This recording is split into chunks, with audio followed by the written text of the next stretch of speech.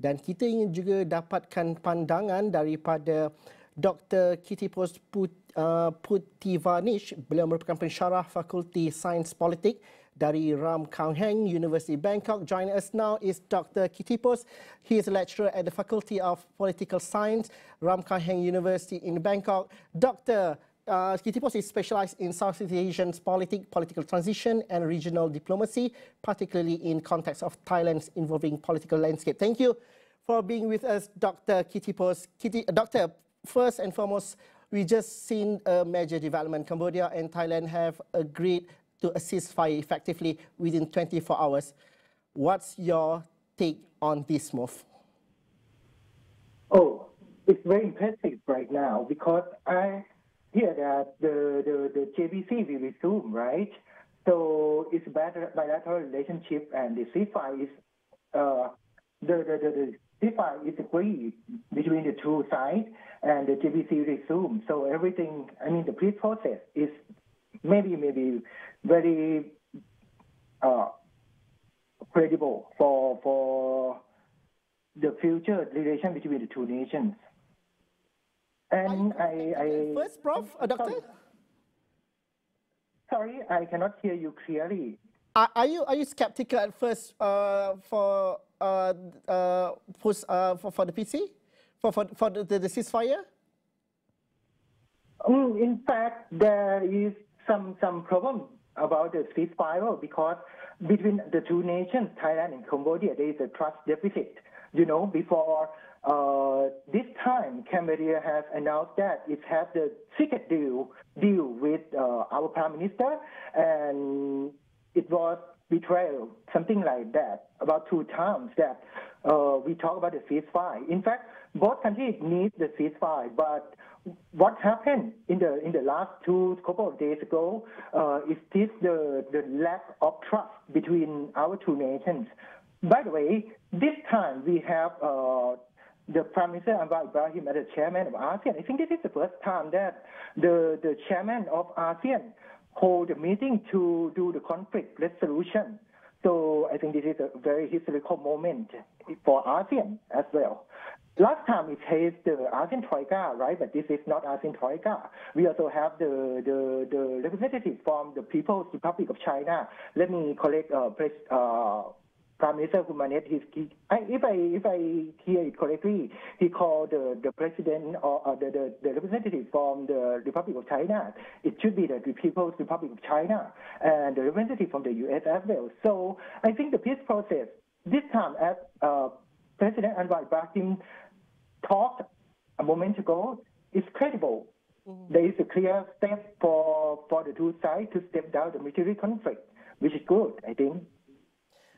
And Doctor, beyond just the ceasefire itself, some might say this movement reflects one of the ASEAN's best examples of how to manage a regional crisis, build peaceful coexistence, and prevent external interference from global superpowers. What's your opinion on this? Yes, I agree with you. And in fact, as I was contacted by your media agency, right? I don't know whether it is before or after the press conference. So I prepared this point because I think in fact, firstly, I'm skeptic whether the Prime Minister Anwar Ibrahim will prolong this process of negotiation or not. But it appears that he didn't, right? Because, you know, since the beginning of the conflict, there is one superpower in the region who tries to propose himself to be the negotiator between the conflict. It's the People's Republic of China. The Foreign Minister Li Qiang, Foreign Minister of People's Republic of China, Wang Yi, has said, I think last 2 weeks ago, that China wants to be the mediator in the conflict. And of course, as we know, China has just established the International Organization for Mediation, which the abbreviation is the IOMED in last May. And Thailand and Cambodia are also the part of this framework. So I think let it finish in ASEAN is better than let other great power to deal with. But by the way, what I am surprised with this conference is that all not for Thai, but the two prime ministers, I mean from Malaysia and Cambodia, talks about the trade deal with President Donald Trump. This point is very interesting, right? Sorry? Yeah, you just proceed with comment, yeah. Oh, yeah. Sorry. I can hear another voice. Okay. They talk about the influence of President Donald Trump trade deals. I think this is very important because, as you know, President Donald Trump used the trade deals as the bargain means to have these two countries, the conflict between these two countries resolved, right? And of course, what we should look at the next step is the trade deal between these three countries. I mean, not just Thailand and Cambodia. And I think Malaysia can get this benefit as well. Okay. How do you value or assess the Malaysia as a middle power in the Southeast Asia, while perhaps nowadays the war is happening in various areas in this globally, but being a middle power, how do you can assess and evaluate Malaysia as a middle power? In this time, Malaysia acts as the chairman of ASEAN, right? Which has a 1-year term. By the way, Malaysia has a lot of role in doing the international conflict management. It can do. I think this may, although it's like the role from the ASEAN, right? But it can go further to the next step to solve the conflict. I mean, the international conflict. Maybe begin with this is a sub-regional conflict, right? We can go to the regional conflict, like the South China Sea, or we can go further to the point that we have within the region. Doctor, and we can use this as a model for other regions. Doctor, perhaps it's too early to asking this question, but how will you assess the sentiment among the Thai public regarding the ceasefire agreement with Cambodia? In fact, as I can say right now, is that what President Anwar, what Prime Minister Anwar Ibrahim talked is in accordance with the Thai national interest. We need this conflict to solve bilaterally. So the continuing of the process of JVC is in our side. And for the information for the international audience, I have to say that Cambodia always accused Thailand of not braving enough to go to ICJ. In fact, it is the ICJ verdict in 2013 that the area out besides the temple of Previ here, it depends on the bilateral negotiation between the two countries. So Thailand has been in line with the ICJ verdict in 2013, not the 1962 one, because at that time we finally had a problem with Cambodia again in around 2010, and 2012 the ICJ began the process again, and in 2013 the verdict is out. I mean, the verdict is declared, and Thailand also followed the verdict of ICJ to keep the bilateral negotiation, and we have BBC, we have JVC, we have everything that we can talk with Cambodia. Prof, perhaps we should understand what the role do military-to-military communications or joint border mechanism play in preventing misunderstanding or accidental escalations? Oh, that's good point that you ask. Because, as you know, I am in the area of the conflict, right? So, in fact, we realize that the military-to-military communication, we have done this all the time. For example, about a couple of days ago, maybe 2 days ago, the Cambodian military connect with our military to negotiate an open border for the Cambodian labor to move back to the countries. So, during the conflict. So we have the communicating line between each other already. But, the problem is that we have the communicating line, but as I said, the problem between the two nations is the trust deficit. Many times that we cannot trust each other.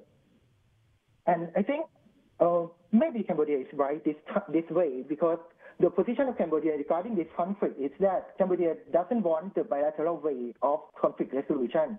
Cambodia wants the other international institutions or other nations to intervene in this process of negotiation.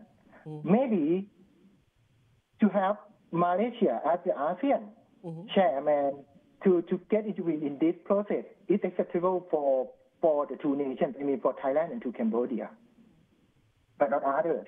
Okay.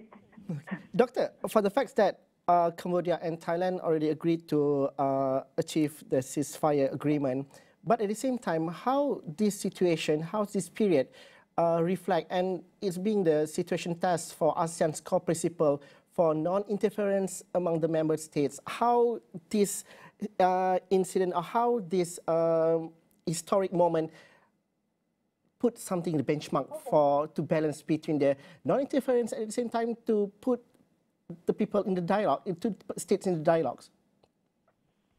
I think this is the very, very positive role of ASEAN, which, as I said before, that this has never happened before, right? Because ASEAN always attached to the principle of non-interference in international affairs. But in fact, if we look back into the history of ASEAN, we can see that ASEAN always, I'm so sorry to say that, but let me begin this way. The other norms of ASEAN is not only the principle of non-interference, but we also have the principle of informality, non-formality or informality, which means that if we want to do something, we will do it quietly. We will do it informally instead of doing it formally. In fact, ASEAN did intervene in other nations' internal affairs, the member state internal affairs many times. As if we can remember, we used the concept of flexible engagement, which was proposed by Dr. Kittipos Phuttivanich, the Secretary General of ASEAN from Thailand, who has just passed away maybe 7 years ago. He used the principle of flexible engagement to mention about the domestic situation in Myanmar. So we do this all the time, or even the situation of the 2008 cyclone Narcissus hit Myanmar, right? ASEAN used its mechanism to intervene and give the humanitarian assistance to Myanmar. So we did this all the time, but what is very, very very, very exceptional this time is that this Anwar Ibrahim can do this with the formality one. So I think this is very interesting for ASEAN that we have developed this norm. And of course, as the international relations scholars, the norm of international relations is the process rather than the principle. So if we have this for the first time, the second time it can be happening as well. Okay, cool. Doctor, perhaps my last question to summarize our discussion. What's next? What are we waiting for the next movement of this historic moment? What we have to look next, first, as I mentioned, we have to look about the trade deal between the U.S. and each country on the stage a moment ago, right? Whether we can use this as the point to gain the benefit from the trade deal with President Donald Trump or not. This is the first thing. The second thing is that we have to follow up as I said, between Thailand and Cambodia, the problem is trust deficit, right? So what we have to do is that we should monitoring it closely, whether the ceasefire can happen, really happen or not. Because according to President Anwar Ibrahim, the problem is that you have the clear step, but let me say it this way. ASEAN always has no monitoring mechanism. So according to his statement, we cannot hear anything about the monitoring mechanism, but we have the step already. We have should we call it the carrot and stick, right? Because Thailand wants JBC, so if the Cambodia side retreat, Thailand side retreat, so the JBC that is in accordance with the Thailand interest will be continued. So I think the details, some details that about the negotiation between the Cambodia and Thailand, that Thailand will accept some Cambodia proposal or something like that. Mm-hmm. But there is still lack of mechanism. So we, as the scholars and the media, have to monitor this step of peace process very close.